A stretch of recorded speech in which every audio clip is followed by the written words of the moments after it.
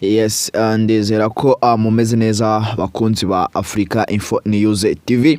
Ndizera ko aho uri mukomeje kugubwa neza aho muherereye hose mu mpande enye z'isi, kandi Nyagasani Yezu akomeze abishimire.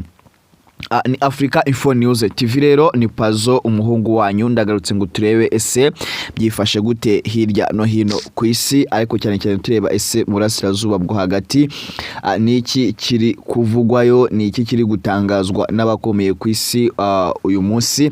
Ese amakuru ari kuvugwa kandi agezweho yagira umumaro na yahe, ashobora kumenya uko ubuzisi bumeze uyu munsi na yahe. Uyu munsi tugeze ku munsi wa 59 mu makimbirane hagati ya Leta Zunze Ubumwe za Amerika, Israel ndetse n'igihugu cya Iran. Bikaba bivuga ko rero uyu munsi bikomeje kuba ibibazo cyane ku munsi wa 59 ngo n'ubundi intambara hagati ya Iran ndetse na Amerika ndetse n'abafatanyabikorwa bo muri iyo ntambara n'ubundi bikaba bikomeje kuba ikibazo cyane, kuko nta uri kwemera kuva ku izima kugira ngo ibintu bibe byahagarara cyangwa se kugira ngo ubuzima bwe bwakongera gusubira uko bwahoze. Iran rero iri kugerageza n'ubundi gushaka igisubizo cy'amahoro binyuze mu biganiro n'ibihugu byo mu karere no ku rwego mpuzamahanga. Ni mu gihe bakomeje gutangaza bavuga yuko Iran irimo kugerageza gusaba Oman ndetse n'ibindi bihugu bya hariya mu karere ko bagerageza bagashyira hamwe kugira ngo babe barwanya umunyamerika kandi babe bakubaka ubuzima bwabo bwite nk'uko byari bimeze mbere. Minisitiri w'ububanyi n'amahanga rero wa Iran arimo kuganira n'ibihugu byinshi cyane muri no minsi, arimo agenda asura ibihugu. Ngira ngo murabizi ko yavuye muri Pakistan, ajya muri Oman, ajya mu Burusiya, ndetse kugerageza kuguma gushaka inkunga yo kugira ngo ibiganiro intambara ihanganishije Iran ndetse na Amerika ibe yarangira. Ni icyerekana yuko nyine Iran yo ishaka ko intambara irangira.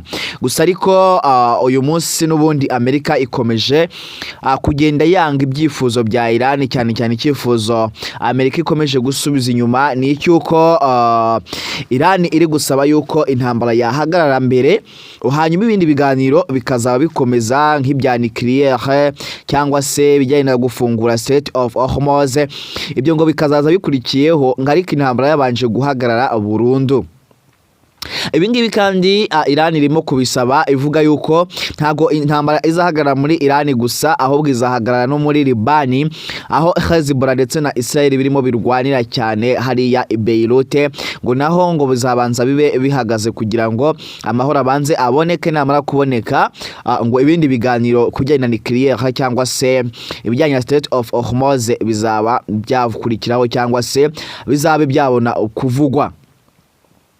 Ariko rero Amerika nayo ikomeje kugenda itera utwatsi icyifuzo cya Iran, ivuga ko ikibazo cya nucleaire kigomba kuganirwaho mbere cyane hakiri kare, ngo kugira ngo kibanze gikemuke mbere yuko intambara irangira, kuko ngo ahanini cyane ngo nacyo gihangayikishije Leta Zunze Ubumwe za Amerika, kuko Iran irimo kugenda yangiza ibintu byinshi cyane, ngo kandi kuguma kugwiza intwaro za nucleaire ngo byaba ari ibibazo bimeze nabi cyane. Uyu munsi rero wa 59 n'ubundi intambara uko imeze iracyari mu icuraburindi. Nta ruhande wavuga ngo ruri gutsinda intambara byeruye cyangwa se ngo tubone hariho stalemate. N'ubundi urabona ko impande zombi ziracyari kugerageza ngo zirebe uko byagenda, ariko ubu aho tugeze uyu munsi ibintu byageze mu rwego rwo kudindira cyangwa se mu rwego twakita ko ari icuraburindi bitagibashije kuba byatukongera gusubira uko byahoze, kuko ibiganiro by'amahoro n'ubundi byakomeje kunanirana ku mpande zombi. Birimo bagenda bihagarara buri kanya ndetse kenshi bigapangwa bikongera bigasubikwa. Byerekana yuko rero n'ubundi hariya muri Iran ndetse na hariya muri Amerika, ubwo kuvuga ngo ubutegetsi bw'iterane n'ubutegetsi bwa hariya Washington bakaba batari kubasha kumvikana kugira ngo intambara ibe yahagarara. Ese ibi byo bishatse kuvuga iki? Ibishatse kuvuga ko n'ubundi iyi ntambara igomba gukomeza, kandi nk'uko mubizi maze kuba intambara y'akarere, ntago akiri intambara ya hariya muri Leta Zunze Ubumwe za Amerika gusa, ahubwo yabaye intambara y'akarere. Ibi byerekana yuko rero bishobora kuzaba ibibazo cyane mu minsi mike igiye kuza, kandi n'uyu munsi ubwabwo bikaba ari ibibazo. Ikibazo rero n'ubundi cy'ubucuruzi bwa petroli cyakomeje kuvugisha abantu benshi kubera yuko inzira ya Strait of Hormuz inyurwamo cyangwa se inyuzwamo petroli nyinshi cyane ku isi iracyafunze kandi iracyakumirwa ibinyabiziga byahacaga cyangwa se amato atwara petrole n'ibindi bikomoka kuri petrole nabyo birimo ragenda bibuzwa gutambuka. Ubuzima bwa hariya bwakomeje kuba ibibazo, ubona ko ubuzima n'ubundi buhenze cyane ku isi, abantu baracyakomeje gupfa, abandi bakomeje kuhura n'ibibazo bikomeye cyane, bahangayitse cyane. Ubango rero n'ubundi bibazo byakomeje kugira hejuru mu nzego zo hejuru. Ibihugu byinshi ndetse birimo n'umuryango w'abibumbye UN United Nations birasaba ko habaho guhagarika imirwano vuba cyangwa se intambara ikaba yarangira. Babisaba impande zombi.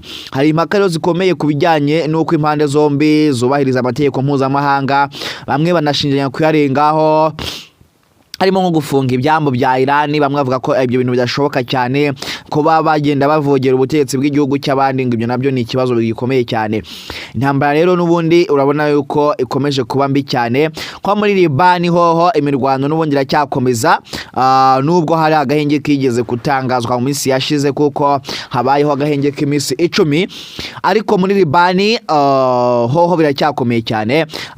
Nta byo kuganga agahenge karahari ngo gahenge ngo karango gako wapi, ahubwo n'ubundi intambara ikomeje kuba ibindi ibintu bikomeje kugurana cyane mu rwego rudasanzwe cyangwa se mu rwego rukomeye cyane. Ibintu bikomeje kuba ibibazo hariya muri Liban, abantu bari gupfa, ibikorwa remezo birimo birasenyuka, ndetse abantu barimo barahunga ari benshi cyane, ibihumbi byinshi. Uyu munsi rero hari ibikomoka kuri petroli, hari ibura ryabyo. Ibikomoka kuri petroli ku isi hose byakomeje kubura, ingendo z'indege ziri guhagarikwa, zahagaritswe, mbese amamodoka yahagaze, ubucuruzi nabwo rero bwahungabanye. Uyu munsi nukuvuga ngo ubwo tugeze ku munsi wa 59, ubuzima bw'isi, abatuye isi bose bari mu kaga gakomeye cyane, kubera yuko ibiciro bya petroli n'ibikomoka kuri petroli byaruriye aho bibasha kuba byaboneka, ariko hari naho bitabasha kuboneka. Usanga petroli ari ikibazo gikomeye cyane, usanga abatuye isi bose rero bahangayitse, bavuga batese ibi niki, bavuga batese ubuzima buzarangira gute, ese abantu bazabamo gute. Mbese uyu munsi wa none wa 59 w'amakimbirane hariya mu gihugu cya Iran ndetse na Israel ndetse n'igihugu cya Amerika n'ubundi bikomeje kuba ibibazo cyane. Ni mu gihe kandi akomeje kuvugwa amakuru yuko President Donald Trump n'ubundi ngo gahunda akomeje kugira niyo gusenya igihugu cya Iran, ariko Iran nayo gahunda bafite ngo ni yuko bagomba gusubiza inyuma Donald Trump ngo ataragira ikintu na kimwe akora ku bukungu bw'igihugu cyabo. Ibi rero birakomeza kugenda bigaragara. Rero dutegereje kureba ese ni uzatsinda iyi ntambara, ese ni uzageraho kava kwizima agashyira intwaro hasi akemera kubahiriza ubusabe bw'undi.